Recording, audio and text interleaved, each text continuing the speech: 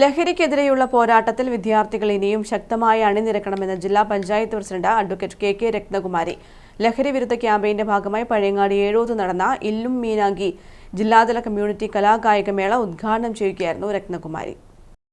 National service scheme, ജില്ലാ ആസാദ് സേന എന്നിവ സംയുക്തമായാണ് ലഹരി വിരുദ്ധ ക്യാമ്പയിനിന്റെ ഭാഗമായി ഇല്ലും മീനാങ്കി ജില്ലാതല കമ്മ്യൂണിറ്റി കലാകായികമേള സംഘടിപ്പിച്ചത്.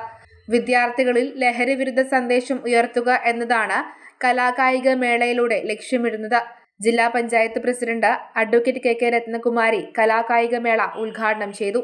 ലഹരിക്കെതിരെയുള്ള പോരാട്ടത്തിൽ വിദ്യാർത്ഥി സമൂഹം കൂടുതൽ ശക്തമായി ഇടപെടണമെന്ന് കെ രത്നകുമാരി പറഞ്ഞു. സ്വന്തം സഹോദരനെയും അമ്മയെയും അമ്മമ്മയെയും അതുപോലെ സ്നേഹിക്കുന്ന പെൺകുട്ടിയെല്ലാം നിഷ്കരണം ഒരു മനസാക്ഷിക്ക് ഇതുമില്ലാതെ കൊല ചെയ്യുകയും കൊല ചെയ്തതിന് ശേഷവും ഞാൻ ഇത്തരത്തിലുള്ള ഒരു കൃത്യം നിർവഹിച്ചു എന്ന ഒരു പശ്ചാത്താപം പോലും ഇല്ലാതെ നടക്കുന്ന ഒരവസ്ഥ നമ്മൾ കണ്ടിട്ടുണ്ട്.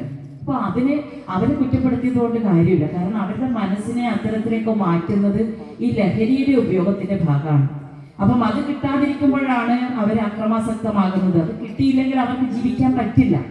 അതുകൊണ്ടാണ് നമ്മൾ പറയുന്നത് ഇത് ഉപയോഗിക്കരുത്. പരിപാടിയുടെ ഭാഗമായി കലാകായിക മത്സരങ്ങൾ നടന്നു. പയ്യന്നൂർ കോളേജ് NSS യൂണിറ്റിന്റെ തെരുവ് നാടകവും സംഗീത ശില്പവും അരങ്ങേറി.